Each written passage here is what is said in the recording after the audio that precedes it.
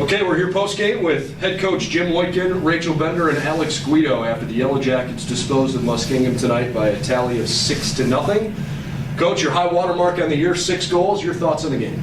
I thought we did everything we asked the players to do. We wanted to provide a measure of high pressure to take them out of their comfort zone. Like any team, if they have time and space, they're dangerous, and we watched film, and we realized that if we put them under pressure and put them under pressure early, we would dictate where we wanted to be. Scoring that early goal really took them out of rhythm. You could see their head drop after we scored early, so it allowed us to run a play. And it was fun to see the players respond to some of the things we worked on this week. Exciting to score 6 goals. Always nice to score 6 goals. Rachel, we'll start with you here. It was a special night for you, your 5th career hat trick. I guess I don't want to ask a dumb question, but what is it about the way you played against Muskingum? You've scored 9 goals in your career against them now, and it just seems like every year you have a bunch of success against them. I don't know if it's specifically about Muskingum. I just feel like that's the game we've showed up for the past 4 years now. So that's the game. I don't know. I feel like that's a game like we're always on for. And I don't know if it's anything about them and the way they play. I think it's the way that we prepare and we always show up and are ready to play against them. So it's more of an us thing, I think. Alex, how about from your perspective, offensively tonight, able to put 6 goals in? It felt like for the first time in a couple of weeks, you guys really got in a good rhythm.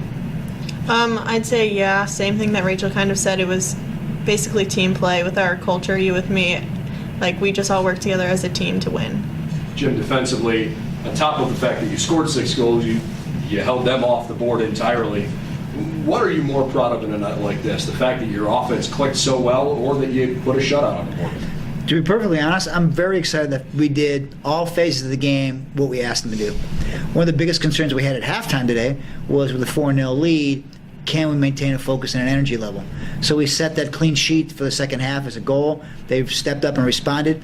So literally looking at both sides of the ball, that's what I'm most proud of. They didn't make it easy going forward for the other team. They didn't make it easy in terms of what we wanted to accomplish. So they sat down, put their nose to the grindstone, and matched what we asked them to do this week. Alex, you guys have now won a couple in a row after kind of just drawing a tough schedule in the beginning of the OAC with Capital and Ohio Northern and Otterbein right out of the gate. When you try to hit the reset button after playing arguably the 3 best teams in the conference consecutively, what are those conversations like, maybe away from the practice field, no coaching staff around, just teammate to teammate? What's it like when you try to inspire each other and just say, look, we still got a bunch of games left in front of us?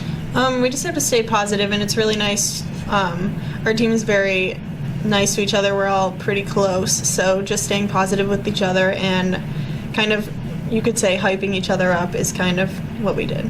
Rachel, I know you've got a big game coming this week with John Carroll on Wednesday.